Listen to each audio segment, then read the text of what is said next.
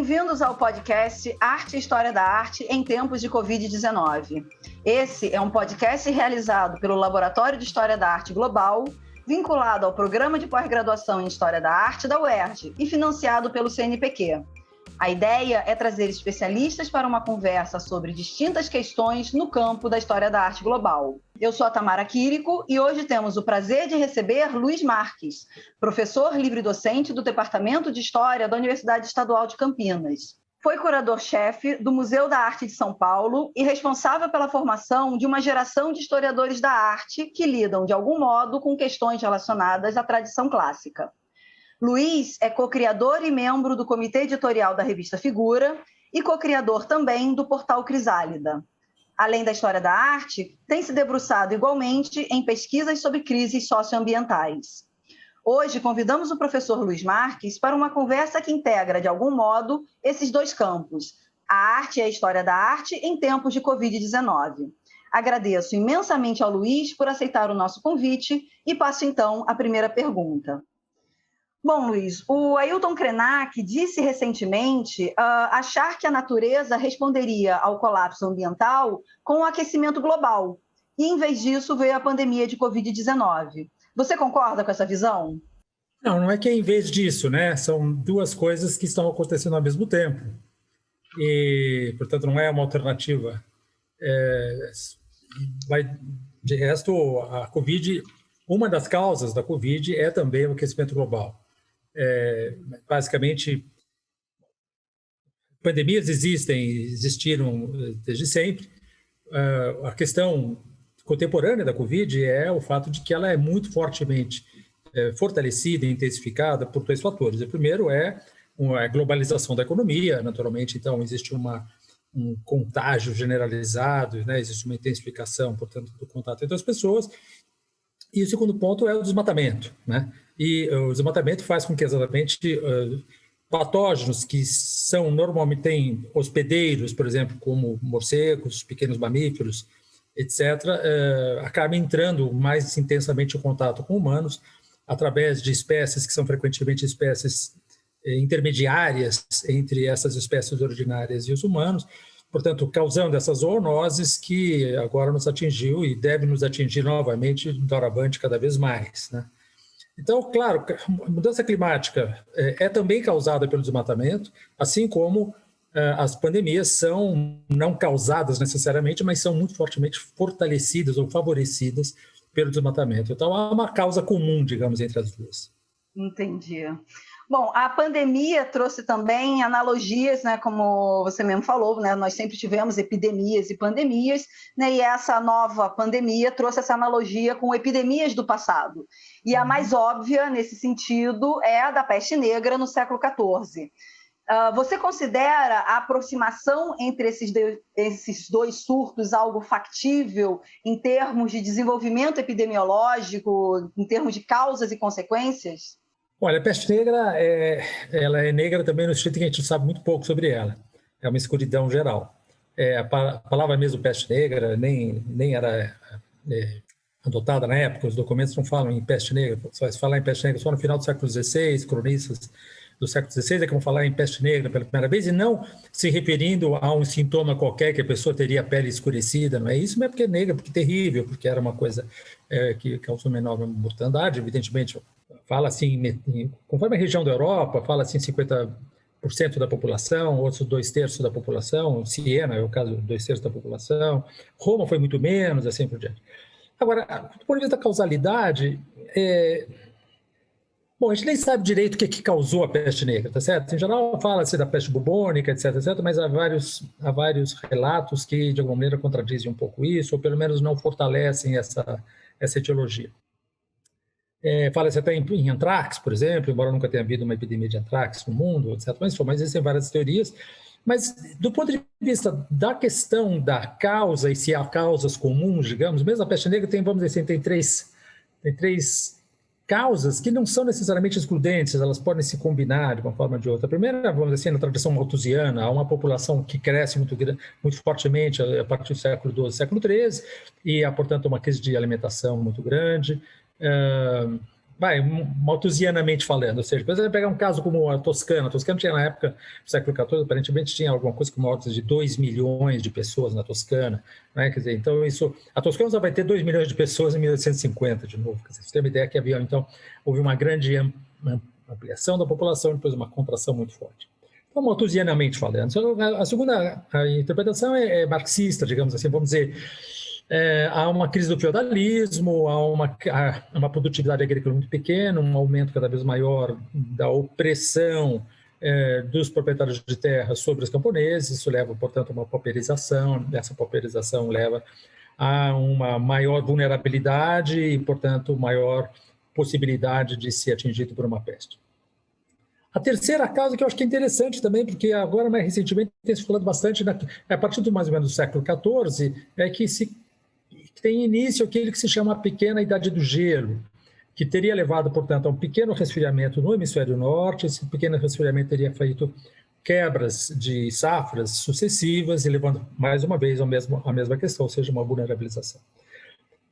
Tem muito pouco a ver conosco, né? Tem muito a ver com a crise atual, né? Quer dizer, a crise, se nós podemos dizer que a única coisa que há em comum é que há uma crise do feudalismo no século XIV e uma crise do capitalismo no século XXI.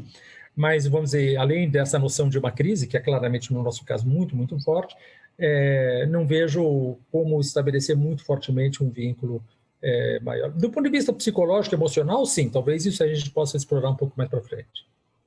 Ah, sim, sem dúvida, né? Mas é porque as pessoas insistem, né, nessas aproximações, né? Então é isso, como eu estudei, né, um pouco a peste negra no doutorado, né, o que teve, né, de pessoas pedindo, comentando e querendo, né, falar, né, estabelecendo essas analogias, né, foi uma questão realmente bem, bem presente, que acho que a primeira, né, grande imagem que vem, né, à mente das pessoas é exatamente a peste negra, né? Mas e aí, então, trazendo, né, para o tema do nosso podcast, que é a arte, né, e as consequências para a arte, né? Então, né, novamente, né, quando as pessoas estabelecem essas relações entre a Covid-19 e a peste negra, né, eles começam a resgatar também teorias que nós já superamos, né, sobre a produção artística da segunda metade do século XIV, né? E aí pensando especialmente, né, a tese do Millard Mills, né, de que o surto de peste teria levado a esse retrocesso na arte produzida nas décadas seguintes, né? Nós sabemos que não houve retrocesso, mas insistem nesse discurso simplificador para tratar da arte do fim da Idade Média, né, e para levantar hipóteses de que algo semelhante poderia ocorrer agora, né, na produção artística contemporânea, né? E aí, o que você pensa disso? Não, mas quer dizer, eu acho que a tese do Millard Mills, ela é muito eivada, ela é muito marcada vamos dizer, por um juízo de valor, né? Um juízo de valor no sentido de que havia, então, o período do Giotto, que era um período de grande dinamismo visual, plástico, e a segunda metade do século XIV seria marcada por uma espécie de abandono, vamos dizer assim, da plasticidade, de experiências espaciais mais ousadas, etc., etc., o que configuraria, então, na cabeça, segundo esse ponto de vista, uma regressão. O que eu acho que a gente pode, de alguma maneira, dizer, sem muitas dificuldades, é que há efetivamente uma mudança. Pois se essa mudança significa uma regressão ou uma progressão, isso faz parte de um ponto de vista metodológico da história, que talvez não seja o caso de a gente entrar aqui agora. Uma mudança acho que houve. Você vê claramente isso. Não acho que tenha havido uma mudança do ponto de vista muito fortemente emocional, digamos. Na literatura, se você pegar, figuras como o Boccaccio e o Petrarca, não sei, claro, o Boccaccio vai ser um livro sobre isso, certo? Sobre a peste negra, o Decameron é sobre a peste negra, mas não significa que haja um impacto enorme do ponto de vista da poética do Boccaccio em relação a isso, e o Petrarca, que vai sobreviver muito tempo à peste negra, em 1374, ele vai morrer. Não há uma produção do Petrarca antes e depois da peste negra, ele nasce em 1304, portanto, a peste negra incide exatamente na metade da vida dele, e não há um Petrarca pré e pós, né? Na literatura toscana, de forma geral, acho que não pode ser percebido um fenômeno como esse. Hoje, eu acho que hoje a arte contemporânea é atravessada por tantas e outras crises que, vamos dizer assim, a Covid, a pandemia atual, é apenas uma entre elas, nem sei se ela vai pesar muito na balança, quer dizer, as questões que estão hoje em pauta, no que se refere à questão da arte contemporânea, são muito mais complexas e advêm de fatores muito mais antigos também, mais complexos do que eram até então. Então, não acredito que haja uma... Eu acho que pode haver uma mudança, não na arte, pode haver uma mudança importante do ponto de vista de uma certa comportamento social após a Covid. E isso pode, eventualmente, ter algum reflexo no imaginário artístico, na produção artística, mas, além disso, não creio que seja muito assim, decisivo e direto. Sim, as pessoas comentavam, né, de que, puxa, a pandemia vai nos tornar seres humanos melhores, né, isso lá no início, né, no início do ano passado, né, e aí a gente começa a ver que, puxa, né, parece que nem tanto, né, mas o que eu percebi, né, algo que foi muito marcante ano passado foi a oração do Papa Francisco, né, da Urbi et Orbi, né, então, desse uso da imagem, né, talvez seja muito mais uma questão na religiosidade, né, de como que as pessoas, em termos religiosos, estão vendo, interpretando e reagindo à pandemia, né, à Covid-19, né, que, né, a gente consegue ver uma série de aproximações com religiosidades, né, do passado também em resposta, né, a doenças, né, seja a peste negra, seja a Covid-19 agora na contemporaneidade, né. Para voltar a esse paralelo então com a peste negra, é verdade que na época da peste negra houve um grande surto de miraculismo, né? Vários santos que eram considerados Rosa da Viterbo, por exemplo, que, né, as pessoas eram curadas porque passavam água nos pés do cadáver dela, tinha sido exumada, ela tinha morrido no século XIII, mas passavam água nos pés dela, do cadáver, imagina, depois passavam água nessa pessoa, e a pessoa era curada por causa disso. Então, claro, e também um enorme caça às bruxas, né, um momento de terrível antissemitismo, né, de caça aos judeus que eram acusados de ter colocado, infectado os poços, etc, etc. Então, isso aconteceu no século XVII também, né, com a cólera na Itália. Então, bom, no caso do mundo contemporâneo, do Brasil em especial, eu acho que sim, eu acho que há um risco muito grande de uma espécie de grande surto de racionalismo religioso, não é? De se vincular, portanto, a um certo ideia de que, bom, há bispos aí que dizem que basta comprar um pouco de água consagrada para que você se cure. Então, há elementos que são paralelos, que são afins, que têm alguma analogia. Toda situação de crise suscita, ao mesmo tempo, um avanço na ciência e um avanço no irracionalismo, né?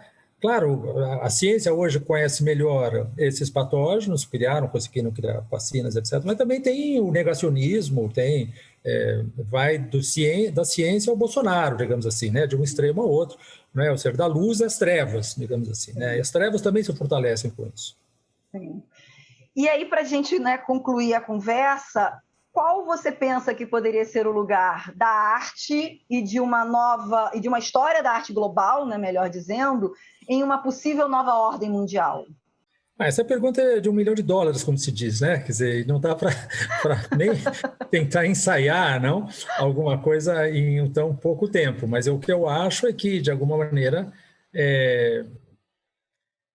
nós temos uma situação que é irreversível, que é a globalização, né?